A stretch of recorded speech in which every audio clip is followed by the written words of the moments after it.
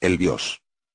Basic Input Output System. Sistema básico de entrada-salida, es un programa que se encuentra grabado en un chip de la placa base, concretamente en una memoria de tipo ROM, Read Only Memory.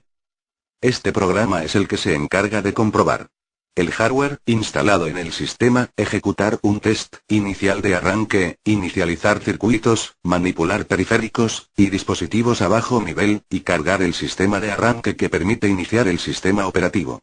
En resumen, es lo que permite que el ordenador arranque correctamente en primera instancia. Inicialmente era muy complicado modificar la información del BIOS en el ROM, pero hoy en día la mayoría de los BIOS están almacenados en una memoria flash capaz de ser reescrita. Esto es lo que permite que se pueda actualizar el BIOS.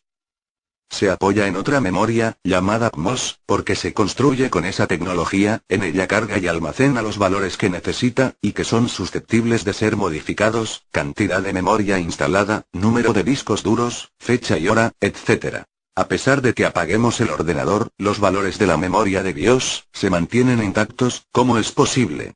Pues gracias a una pila que la alimenta.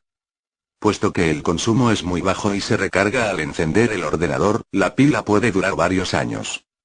Cuando hay